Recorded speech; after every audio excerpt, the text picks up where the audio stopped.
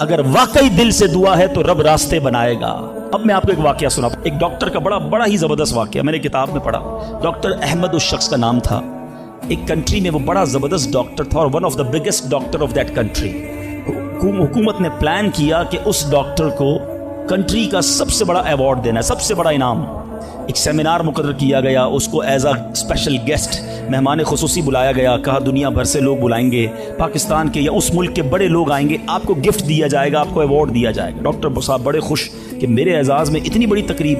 मिसाल देता हूँ, उनकी मंडे को तकरीब थी, संडे को उन्होंने फ़्लाइट बुक कर ली कैपिटल जाने के लिए, दारुल हुकूमत में जाने के लिए। संडे को जब फ़्लाइट टेक ऑफ होती है, बड़े खुश हैं डॉक्टर साहब के लाइफ टाइम एक ऐसा अवार्ड मुझे मिलने वाला है जो पूरी ज़िंदगी में नहीं मिला मुझे।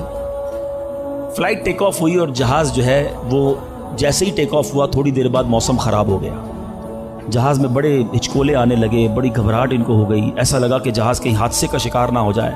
कैप्टन ने ऐलान किया कि जहाज़ में कोई फ़नी ख़राबी है, मौसम भी बड़ा ख़राब है, हमें किसी छोटे से एयरपोर्ट पर जहाज़ उतारना पड़ेगा। उस जहाज़ को एक छोटे एयरपोर्ट पर खैरियत से लैंड करवाया गया।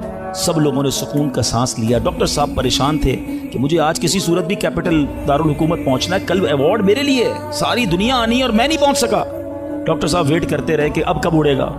एयरपोर्ट के अमले ने कहा कि हुजूर आज जहाज़ नहीं उड़ सकता, ये जहाज़ में ऐसी खराबी है, हमारा एयरपोर्ट भी बहुत छोटा है, हमारे यहाँ कोई टेक्निकल स्टाफ नहीं है, ये कल हो सकेगा।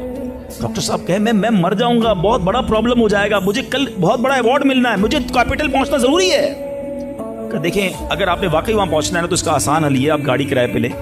जहां जाना है वो 6-7 घंटे की ड्राइव है, आप रात तक पहुंच जाएंगे, आप जहाज का इंतजार ना करें। डॉक्टर साहब को मशवरा समझ आया, रेंट अ कार ली, गाड़ी ड्राइव करना शुरू की। सारे रास्ते में बारिश, बिजली चमक रही है, अकेला ड्राइवर गाड़ी चला रहा है। डॉक्टर साहब अचानक उसको समझ ही नहीं आई, रास्ता पहली बार था, वो किसी अननोन रास्ते पर चढ़ गया, मोटरवे से उतरकर किसी छोटे रास्ते पे चला गया। चलते चलते चलते बारिश जबरदस्त, भूख ज्यादा लगी।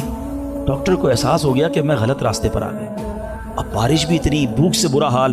देखा एक छोटा सा घर, उसमें बल्ब जल रहा था। उस डॉक्टर ने गाड़ी वहां पार्क की, दरवाजा नॉक किया।